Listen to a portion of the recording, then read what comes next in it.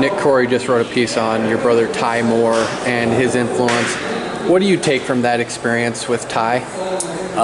Man, there's so much, and Nick did an incredible job. He interviewed a lot of the family, and he got kind of very in depth on what we all went through in that process. And for me, I think the biggest takeaway, so individually, personally, I learned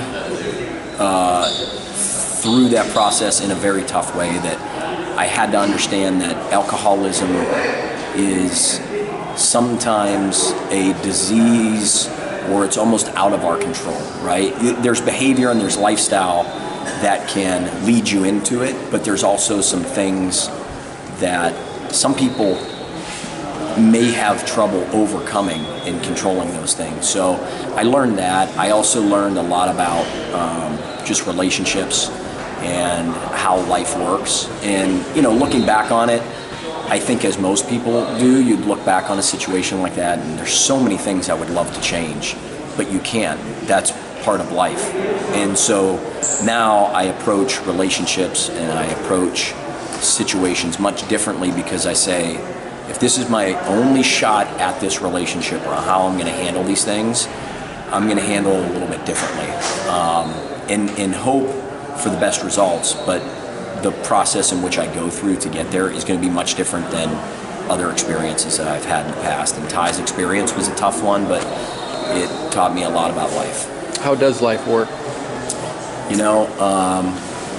Philosophically, I feel like all of this that we're going through, me specifically, I look at my life and I feel like every day God presents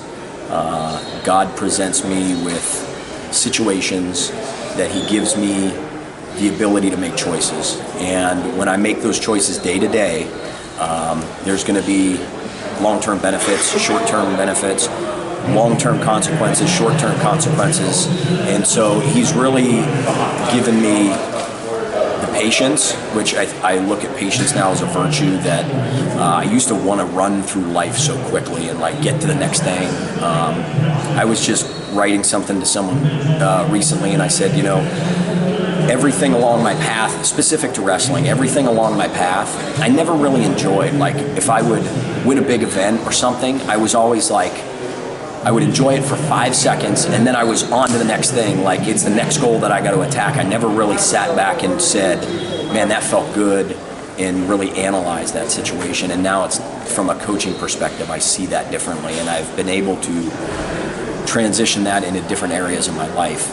Look, I don't believe that I have the answers or the things that will make things perfect every time, but I just feel like to take what we've gone through in the sport of wrestling and not apply it in different aspects of your life, that's the biggest thing for my athletes. I want them to learn from is that this is all a process we're going through in the hopes that we can become better people. So the wrestling should make us better people. The relationships we develop in this process should make us better people down the road. It's cheesy sometimes to get philosophical on things, but why do we do this, right? You look at the vast majority of the guys that are going to enter this tournament, they're going to leave here disappointed. 99% are going to leave here disappointed. The very few that leave here with the title are going to be happy and satisfied.